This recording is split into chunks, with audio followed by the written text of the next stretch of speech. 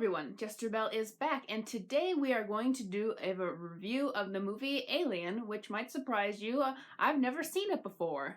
And that might shock people to hear that I've never heard that movie. After all, I profess myself to be a movie buff. Why, how could I have never seen Alien? Well, I feel like there's a lot of movies out there that people who are even huge movie fans have never even seen. You know, movies or TV series that are so classic and so famous, everyone knows the story, but that some people just haven't seen, whether they didn't get the opportunity to see it, they never were shown the movie, or maybe they weren't allowed to watch it when they were growing up.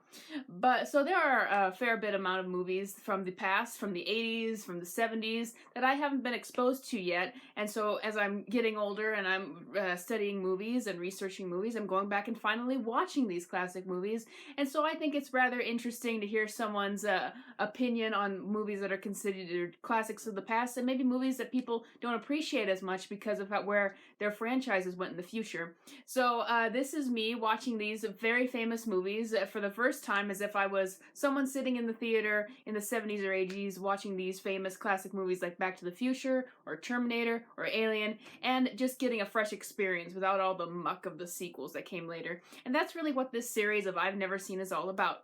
What did I think of Alien? Well, at first I thought that it started off really slow, but in a way I really liked. As someone who just loves the style of how people present their movies, I loved how it opened up with just the slow letters just forming on the screen for Alien. It's a very simple idea that the movie just does really well, and I think even the title of the movie, Alien, that sounds really generic. It just but it works because it recontextualizes what we think of an alien. Some people think of an alien as maybe back in the 1950s, maybe somebody who wears like dishware on them or something like that, or someone who just has a huge head. But this movie takes into question the really horrifying beings we might find out in space. It really questions, people always look at space maybe with a sense of curiosity or wonder, and this says that what kind of horrors are out there? What horrible things could we find out there?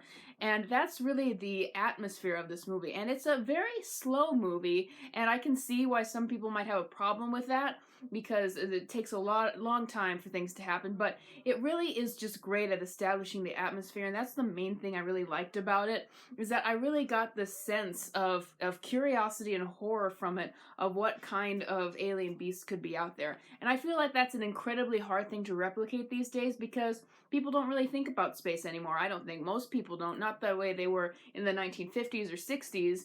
So I think it's kind of hard to recapture that wonderment and that kind of scare about space. There's a lot of elements in the movie that really reminded me of 2001: A Space Odyssey. Again, the very slow, curious tone of the movie, and I feel like it must have been inspired by that in some way, even though this is a sci-fi horror movie and 2001: A Space Odyssey is more of an intellectual movie. But this movie has some intelligence in what it makes you ask yourself about what might be out in space. And I really liked the alien itself, how they were able to build up this really horrifying being that just kept building on it into what it had for its defense mechanisms and what it does to reproduce and what it does to survive.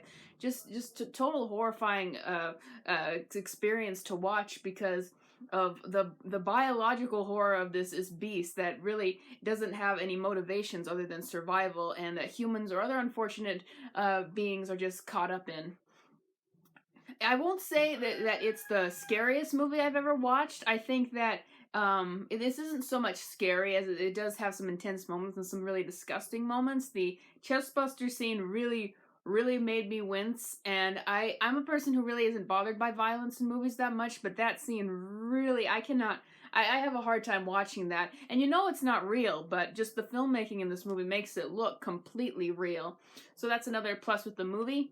I can also, a part of it I can see someone criticizing is that none of the characters are really well developed. Now, the main character that people remember from these movies is the protagonist, obviously, Ripley, and she was actually one of the main reasons I wanted to watch it, because people kept pointing to her as a strong female character. Well done. Now, I think that she is, and I'll get into why, but also that we don't really know much about her in this movie. We don't know much of any of the characters, but I think that's part of the point. they say when creating this movie they just wanted the main characters to be like trucker characters. They didn't even create a specific genders for them. They were just supposed to be these random people who are put in this situation, you know, without much in the way of weapons, where they have to deal with this unknown creature. I can see someone arguing why that works, because it puts the focus on the creature and the horror and the struggle with that. And I can also see people criticizing that, saying that I don't care about these people dying because they have no development. So yeah, I think it's just a pretty 50-50. I think so you could take both sides of the argument and make a case for that. I still really liked Ripley in this movie, though, and I liked her even better in the second movie, which we'll talk about later. But I just love the performance that Sigourney Weaving gives, where I really buy her as someone who's just kind of a bit curious in a way, but then she's really a stickler for the rules, and that really proves that she had the right way all along. She's just kind of you know, she's a really good focus for the audience to have, because she's the person who you end up rooting for, because she's the only person who seems to do the right thing, or at least try to do the right thing, at least try to make the right decisions. But she's not flawless. She's not a perfect character, like a perfect bland character like so many female characters in movies these days are. She does get scared, and she does get into panic sometimes, and she doesn't always have the answer. She doesn't know what everything's going on. So she's a character you can root for in the movie, but she's not inhuman. She's definitely a human character, but at the same time, being a human character, I still liked seeing her played up, basically that her gender didn't matter. It doesn't matter that she's a woman. It matters that she is a person who's very capable, and a person who is probably the best equipped to escape the alien or figure something out, because she can handle herself. She's educated in how these ships work. She does her best to follow the safety rules, and she does her best to. She uses her knowledge of the ship to basically defeat the alien, even though it's supposedly unkillable. Now, the other performance I want to highlight this movie is Ian Holm. I thought he was very creepy as a kind of a twist villain. I loved how you always get the sense that there's more to him, and he isn't the obvious villain at first. At times he seems like he is concerned about the other crew members, and that he actually does have a heart to him. So he's not such an obvious twist villain, and he doesn't become a different character at the end as they give him a twist villain. You can see the seeds of who he is throughout the entire movie, but it isn't just as obvious as, oh yeah, he's the complete bad guy. You don't agree with what he's doing. You know that there's something wrong, but you don't get the sense that he's evil right away. And he's just so Ian Holm, rest in peace. He recently passed away. He's just so interesting to watch as an actor. He's just so entertaining in the way he plays a character. A character not given that much development, by the way. He's given development for what we need to know, but he just it's really his performance, like Sigourney Weaving, that really brings the character alive rather than the writing, and just makes him entertaining to watch. I don't have as much to say about the other actors in this movie. I think that they were just bear with me, I think they were kind of cannon fodder rather, and there's nothing that really stood out about them. They were kind of just given like one or two traits each. And again, I said it earlier, that might be a criticism, that might be a praise for you. You could take either side of the movie.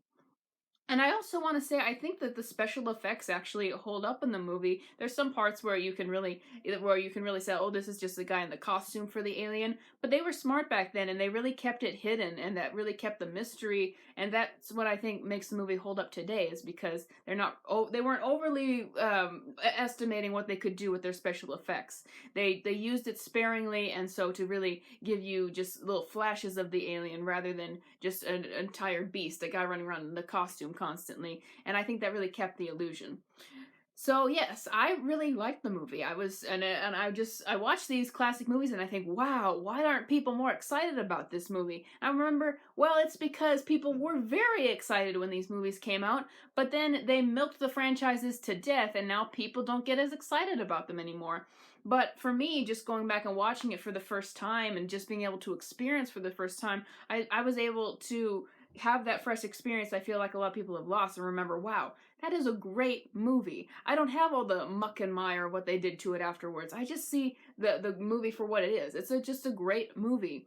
And it's a classic movie, and I don't think it's even just a, a mindless blockbuster. I think there's thought to it. I think that there's imagination, and the movie makes you think. So, yes, great movie. I like watching it. I can see why some people would have a problem with the characters, though, and the slow pace of the movie. I think it works. I would give Alien an 8 out of 10.